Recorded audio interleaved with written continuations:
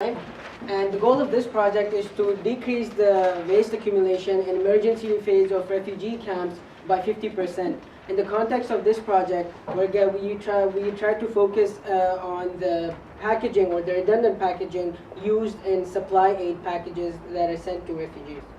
So something important to keep in mind and why we've tried to tackle this particular issue is when a natural disaster hits and people congregate in camp settings, and aid organizations then bring aid in. There's no existing infrastructure in those camp settings to deal with the waste products from the boxes and other materials that the aid organizations are supplying.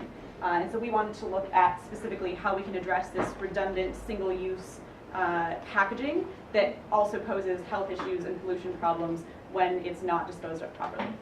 Okay, so we're looking to design a box that's made of something other than cardboard. So we're looking for a fast manufacturing process that will also fit within the supply chain. So the box should be durable and also it can stand impact and harsh weather conditions. So some technical specifications would be an ideal size of 390 by 390 by 430 millimeters, which is also used by the UN. And also it should be modular, so it can be recycled. Some properties, we want it to be multi-purpose, so it's made of different parts put together, so it can be foldable to save up space and can be used later.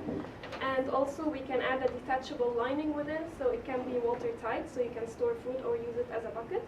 And also it can be used as furniture, so it can be like shelves, so we can use clamps to put them together, or bed if you put a couple of boxes together, or also stools. Right, so the material that we were looking at is a composite material, and the one we chose was a blend of recycled plastic with low density polyethylene, and the exact thing that we went for was 30% by weight percentage, because that gives us the right amount of properties that we need.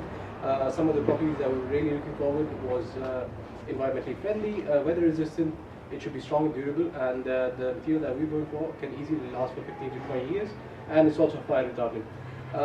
The material for the inner lining that we were considering was biodegradable polypropylene. Just one other comment, that this is a new technology, it's not very mass produced at the moment. So this is something for the future. It can't be mass produced right now. Okay.